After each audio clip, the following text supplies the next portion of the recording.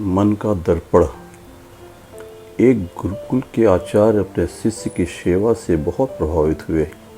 विद्या पूरी होने के बाद जब शिष्य विदा होने लगा तो गुरु ने उसे आशीर्वाद के रूप में एक दर्पण दिया।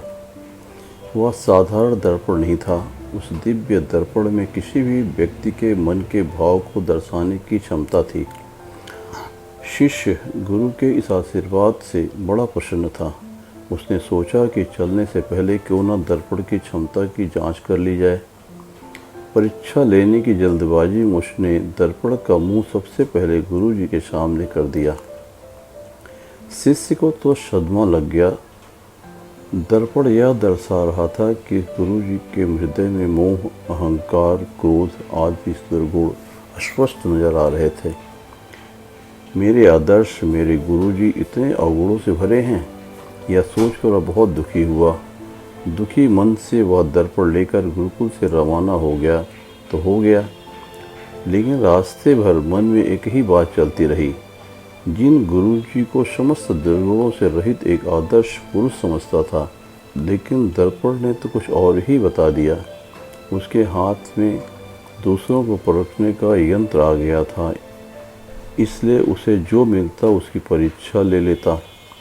उसने अपने कई इष्ट मित्रों तथा अपने परिचितों के सामने दर्पण रखकर उनकी परीक्षा ली।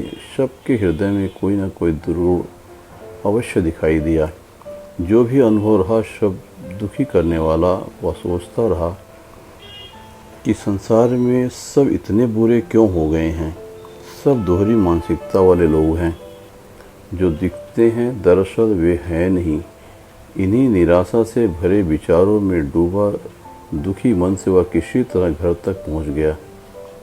उसे अपने माता पिता का ध्यान आया। उसके पिता की तो समाज में बड़ी प्रतिष्ठा थी। उसकी माता को तो लोग साक्षात देवतुल्य ही कहते हैं। इनकी परीक्षा की जाए। उसने उस दर्पण से माता पिता की भी परीक्षा कर ली। उनके हृदय में कोई न कोई दुर्गुण देखा। ये भी दुर्गुणों से पूरी तरह मुक्त नहीं है। संसार सारा मिथ्या पर चल रहा है। अब वो शिष्यों के मन की बेचैनी सहन के बाहर हो चुकी थे।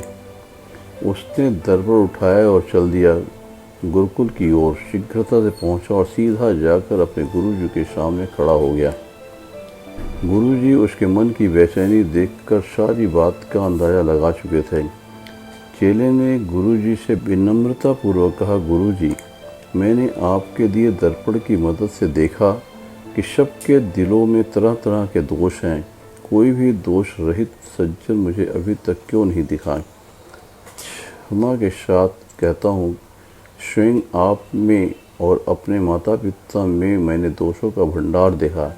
इससे मेरा मन बड़ा व्याकुल है।